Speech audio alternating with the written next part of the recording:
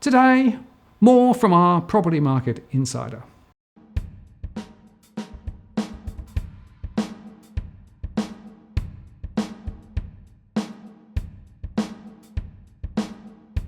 Hello again, it's Martin North from Digital Finance Analytics. Welcome to another post covering finance and property news with a distinctively Australian flavour. And today I have Edwin Almeida with us again. Hello, Edwin. Hello, Martin, and thanks for inviting me to Casual Sunday. And I believe you're going to throw some real curveballs there, so hopefully I can answer them. Let's have a bit of a meandering discussion around property, right? Because you're right in the middle of what's going on at the moment, and there's so much going on, isn't there? It's just amazing, right? And you do know I've got a lot of targets on my back. Well, that's why you're sitting down, right? The harder to hit when you're sitting down. And you're harder to hit when you're moving around. Yeah. Okay, so one of the things I'm really interested in is this whole question of time on market, right? Yeah. We know that the sort of the average is rising. Right, it was around 20. It's now around 40 days, I think, on average, in and around Sydney. Would that be right? Yeah, look, it was generally around anywhere between 21 and 28 days on market. Yeah.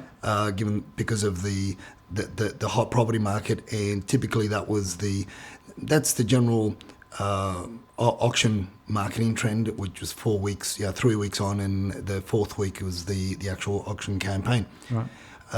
Now, approximately 18 months ago, I started talking about how I began to notice that trend was changing because property stayed on market a little bit longer and auctions were sort of waning. Now, I think in some areas we're seeing anywhere between 90 and 120 days as an average. Yeah, you're going through the full term of the agency agreement, which is 3 months, 90 days. Some parts of Sydney, we've tracked some properties that have been on the market for over a year.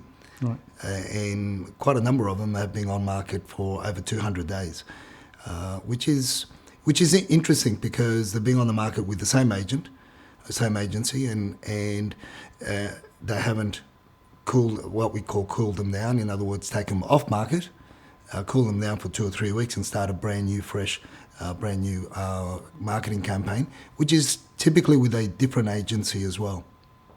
In these cases, what we have noticed is the trend of asking prices drop by anywhere up to 20 to 30% in asking prices. A lot of these are obviously properties that have been targeted more towards the developers, the small-time developers, duplex, small density type of development, townhouses, villas, and we've seen the land values just plummet from your typical 1.8, where they would have sold in 2017 for 1.8, to now asking a fixed price of 1.3. So huge drops. So basically, we've got extended time on market, including in some cases properties taken off market and then brought back on a bit later to try and shift them, right? Yes. Falls in value, and we know that settlement values are actually falling, and we also know, of course, that settlement volumes are well down. That's correct. From previously. Is it uniform across the areas you look at, or are you seeing particular geographic areas where you're seeing, hanging around a lot more? I think, look, at the end of the day, we've noticed some of the Sutherland Shire areas. The ones that have been lingering a little bit longer are the ones that have what I call the would-be developers, the wannabe developers that have just jumped in towards the end of the heated market, and now they want to offload the duplexes, they want to offload the finished product, but also in some cases it's also being the landowners themselves. They, for one reason or another, they're obviously not turning on the television sets, or they're not even listening to the mainstream media as played down as it is from reality. They're not even listening to them, so they're still staying high. That's but it's across Sydney. Okay. It's not just in one area, but obviously we concentrate a little bit more towards the west. The data that I collect from a lot of the agents and agencies are more towards the inner west and west southwest area. But it is rather interesting what's happening. I'd like to do a little bit more in the Northern Beaches area. I'd like to see what's happening out there a little bit more, and just building some contacts in that area. Because the latest CoreLogic, they sort of sort the list of falls or rises, and it's interesting. Sutherland, I think, was down about 10%, right? Some of the other ones further west were actually down closer to 20% over the last year, right? So it does vary a little bit by area, but the falls are quite significant now. Yeah, they are, but it's nothing. It's not new. I have seen the last two property market downturns. The 20, particularly the one in 204.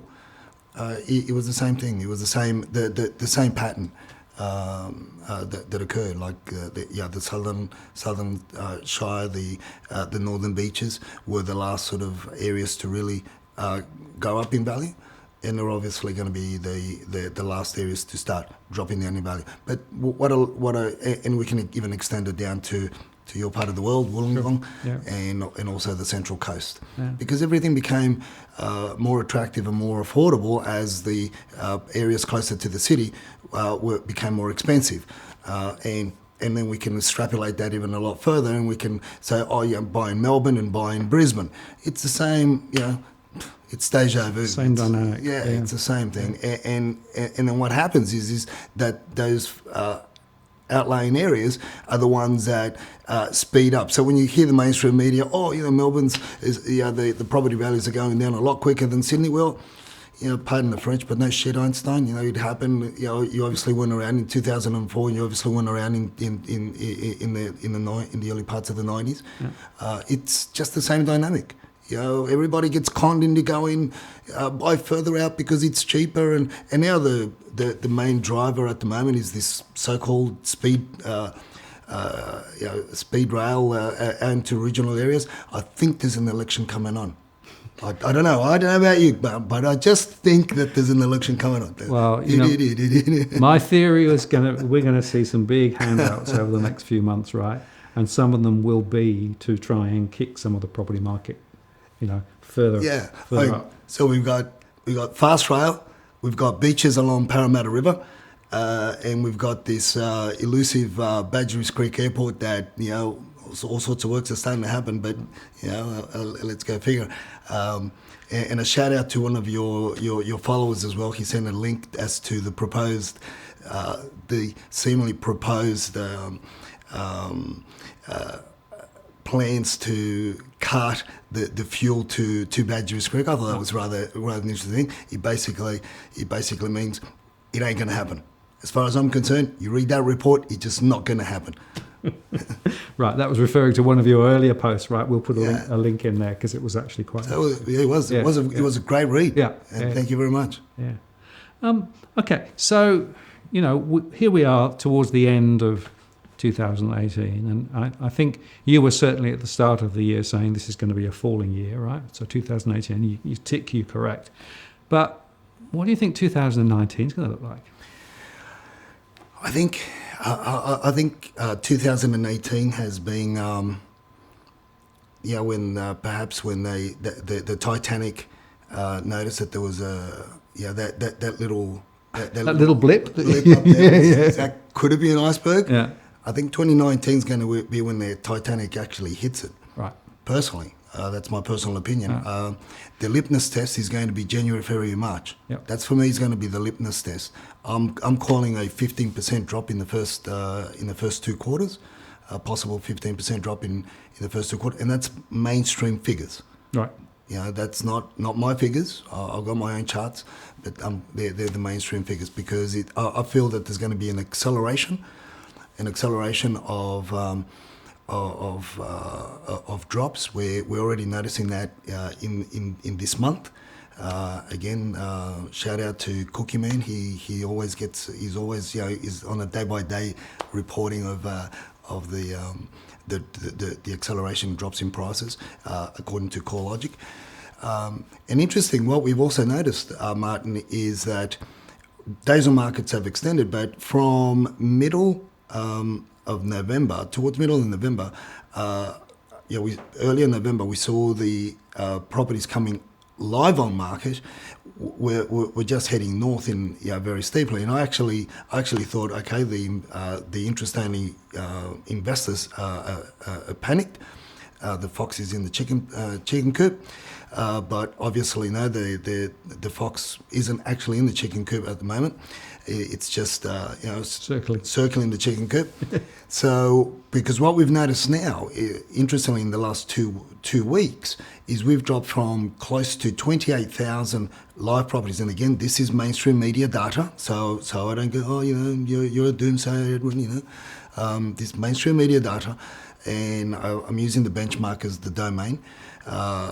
Listed properties. So we've noticed that in the Sydney region, they've gone down from 28,000 to just hovering above 25. So what that tells me is that a lot of people have taken the properties off market. I do believe that most of those will be owner-occupiers. And landowners that have just said, okay, let's cool it down and let's hit the market afresh next. The interest-only investors, the investors that cannot refinance, they've got no choice. Either stay on market or the bank's going to walk in. Yep.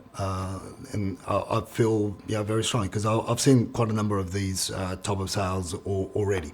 And my advice to many of my colleagues in the finance sector said, look, tell your client to stay on, because as soon as the bank notices that the property is taken off market, they'll start moving in. So the best way to keep the banks at bay is to stay on market and get the conveyancer to talk to the bank's solicitor before they walk in, because after that it's just absolute carnage. Well, I can confirm that from my survey data, right? So I know now that there are quite a few owner-occupiers who decided to take their property off the market over the last few weeks with a view to reconsidering their position in the new year. Investors know. They are absolutely, a lot of investors now have got no choice but to continue to try and shift that property. Yeah, so, and as I said, the banks won't move on owner-occupiers' homes if they're in distress. They won't. As much as they would like to, but they won't. However, if it's an investment property, it's not saying, obviously it's not your principal place of residence, so they will move in there because it's a business transaction. Yep. And that's another problem that that's going to come to light in 2019, Martin, and that is the small business operators, your mums and dads, which makes up for almost 70% of our economy, is the SMEs. They are absolutely screwed. You've got CCR, you've got the credit reporting, the compulsory credit reporting, and so forth, and that's become tighter, and that just basically means that for a small business operator that's trying to refinance for the business loan, for any type of loan, the banks want to know, what you eat, how much you eat, how many grains of rice are you having today, and for the next 7 months or whatever. It is just so tight, and my colleagues in the financial sector, they are absolutely spitting chips, and we still don't know how that's really going to play out. Are we going to go more into open banking policies where each bank's going to know everything about you? And if that's the case, I mean, the property market is just going to continue to implode. That's why I'm saying 2018 is just, there's something up ahead. Is it really an iceberg, or is it just a figment of our imagination? Okay. Just on the SMEs, again, we survey SMEs, right? And I've noticed a considerable rise in those reporting through our surveys that they're unable to get credit now. And the reason they can't get credit is precisely the same issue, that the processes that are now being required to underwrite property have just got harder and harder and harder, and the amount of security that the bank requires and the amount of information that the banks require to be able to actually transact has gone through the roof. So you're right. I think this is a factor that people haven't taken account of yet, right? Because everyone's been worrying about the property investors. That's correct. But I actually think it's the SME sector. Exactly, and that's what I'm saying. The two things or two areas that the mainstream and a lot of economists haven't tackled, they haven't looked at really seriously, is that the SMEs, the refinancing of the business loans, and also the huge oversupply of property. So that hasn't come into play just yet. Right. I thought it was going to come into play towards in the last quarter of this year, but that hasn't really come into play, and because people are still believing the BS that's coming out of the mainstream. Allegedly in towards the end of 2019, early 2020, we're going to see rises of 1 to 4%. I mean, and then you look at the individual's credentials and you say, I worked at the Reserve Bank of Australia, and say, oh yeah, is it any wonder? Well, it's interesting because I continue to, with you, think that next year is going to continue the slide. All the signs are, if anything, it's going to accelerate. Mm-hmm. Remember that the Royal Commission doesn't report until February. Right? I don't see any loosening of credit standards before then. No. But neither do I think there will be loosening of credit standards after.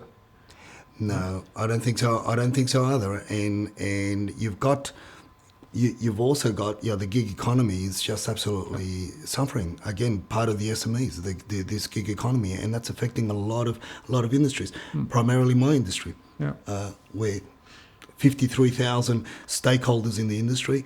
Where I'm predicting that by the end of 2019, where we could even be as low as 30,000. Yep. And a lot of businesses will shut down, and they are already in the process of shutting down. In other words, I've already been contacted by a number of officers to assist them in moving their rent rolls because they want out.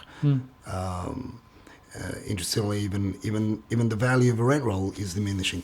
The values are diminishing. So there's all these asset classes are diminishing in value, and people's the pressure is increasing on the individuals, and costs are increasing, but our asset classes are diminishing in value. It is just as John says, it's just an absolute catastrophe, or Armageddon's really circling us. John Adams, yes. And interestingly, construction, of course, a lot of construction is done by small firms, right? And a lot of those small firms seem to me to be having difficulty now financing the sorts of things that 2 years ago they'd have done no problem. Yeah, construction funding is very, very, very difficult in the good days, let alone in this period. Construction funding is just one of those beasts. But the second tier banks, or the private lenders, even the third tier banks, the private lenders, the mezzanine funders, they're absolutely it's hay whilst the sun shines type of scenario. But the interest rates on those loans, and they're only very short term loans, anywhere from 6 months to 24 months. The interest rates on those things are horrendous. You're talking about 15%, but there's also an upfront fee that they have to pay. So there's a lot of difficulty there. They've been caught out, and the major banks are forcing would be developers to refinance, sell or refinance, or get repossessed, one or the other. So they're chasing that. But what I've also been introduced of late is to a lot of Asian investors that are actually chasing mezzanine type lending or private lending, and those interest rates are horrendous to make up for the shortfall in the valuation. So they're paying up to 25% for 100,000 over a year. So 25 grand that they've got to find. Often the case has been in those consulting across the table. I've asked them, why do you want to find this money? Why do you want to refinance that part? Why not just walk away from your 10%?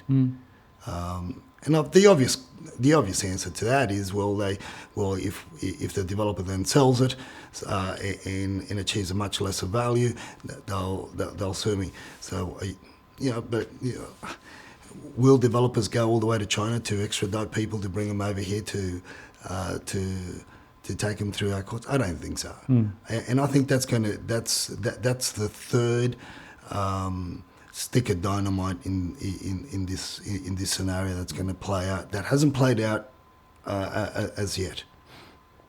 Okay, so first part of next year continuing to slide. Mm-hmm. What about further ahead? So, you said there are some people thinking it's going to sort of come down and then come up again, right? I can't see personally any reason why we'd start to see a recovery through the second half of next year. No, I'm actually. It's an interesting mix of data that I've gathered, that we've gathered along this year and also towards this last quarter, and I'm saying, like, as I said, I'm calling a 15% drop from now till the end of the second quarter of 2018. It could even be worse. You mean 2019? Sorry, 2019, yeah. Exactly. It could even be worse, Martin, because let's again, I refer back to a comment I made in one of our previous segments, and that is a lot of people bought property on emotion, not on logic. Yes. And a lot of people sell property on emotion, not on logic. So, are the chickens going to go into panic when the chicken coop, when there's a key in the lock, or are they going to wait until the fox is inside? I mean, we don't know. And how big of a panic is it going to be? Yep. We don't know. Yep. All I do know is that there are too many signposts that are driving my belief that for us to see an increased rate, monthly rate of drops in values, because a lot of this stuff hasn't played out. Yep. So it's lagged.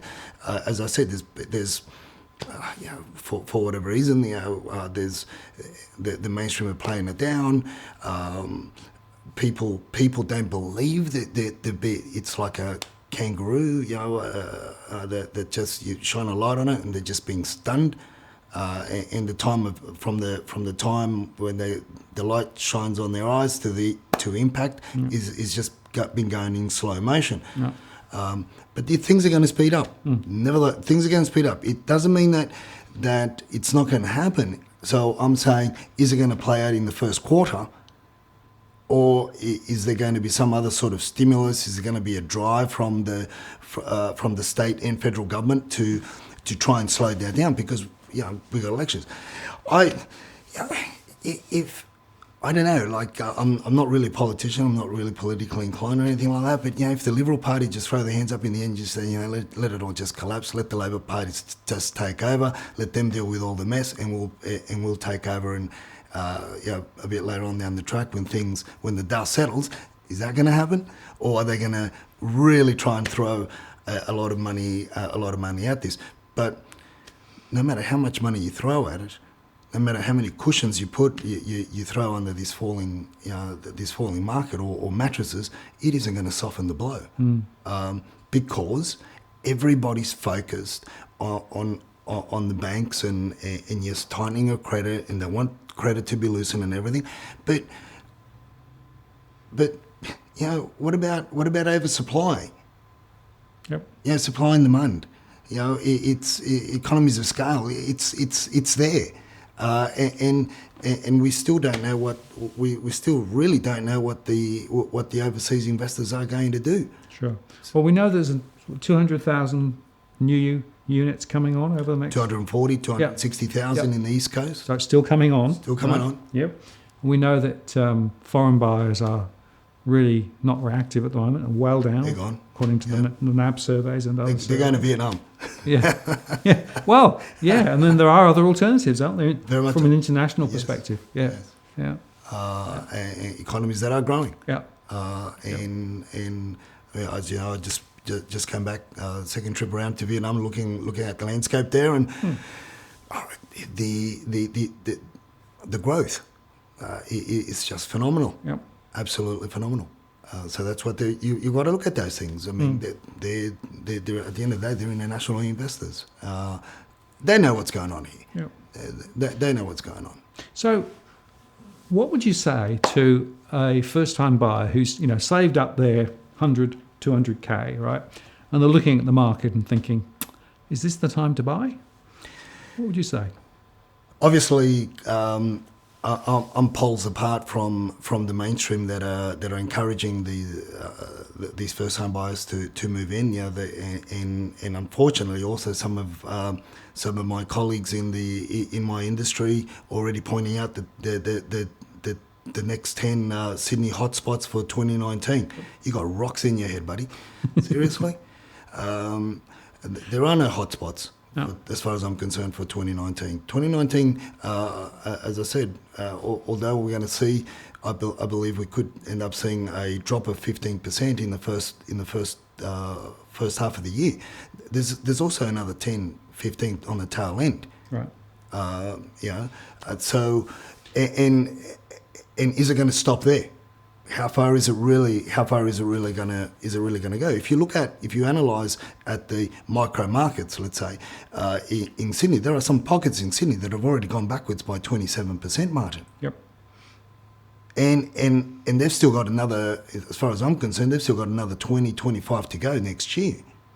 Why? Because they were saturated by investors, and as I said, you've got a lot of different. Gunpowder components added. You got gelignite being added, you got gunpowder being added, you got phosphorus being added, you got all sorts of flammable substances being added to this cake. Yeah. And that's what it is. Yep. Because you've got people that bought at the height of the market in properties that are 60, 70 years old, riddled with so many issues, where I've always said, look, we're going to go back to land value. Hence the reason why I'm saying that we are going to go back to 204, 205 prices. Sure. So first-time buyers, you'd say wait. Yeah, there's really no hurry, right? Because Exactly. prices are going to slide rather than not. There probably will be extra bribes offered by either the feds or by New South Wales to try and actually encourage more people to come back into the market. Of course, WA increased their program quite recently to try and attract first-time buyers in, right? And that's another market that's going to drop another 10% once we go.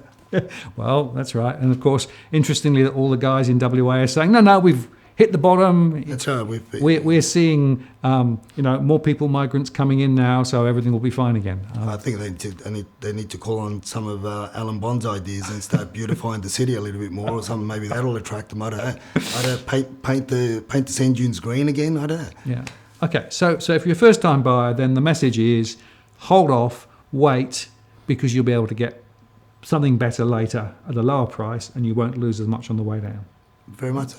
What about somebody who's got, an older family, right? They've got a relatively large property, but they're thinking now of beginning to move into the sort of the retirement phase, and they probably want to release some capital from that property, maybe buy a smaller place. Mm-hmm. What should they do? You talk release capital, or you're talking about?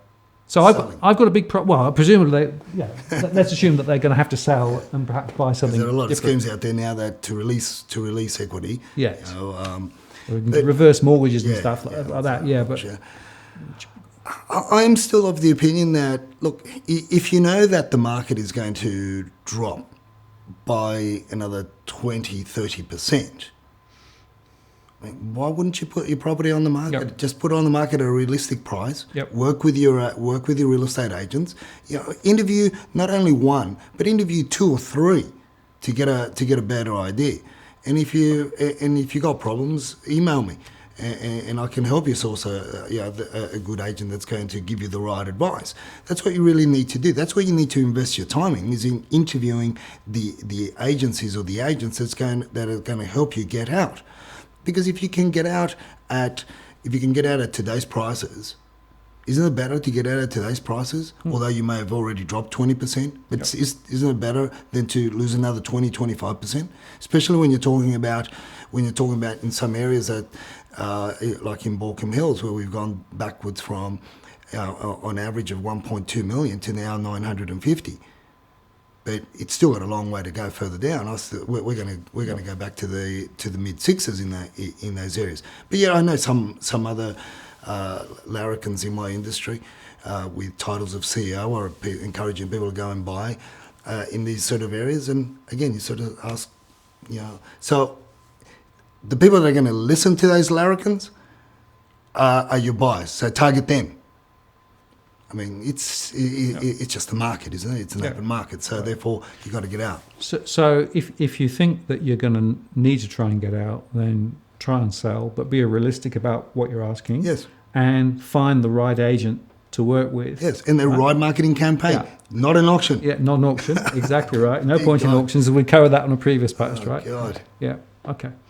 And then if you were a property investor with a portfolio of properties that were now not washing their face simply because the rentals are being squeezed, the capital is declining, presumably, as you said earlier on, you've still got to get out. So you've still got to get out, and look, I guess that you'll have to look at.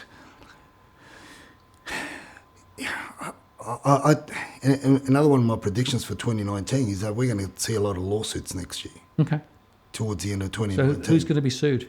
Financial planners, right? Mortgage brokers, accountants, for putting these would-be investors into these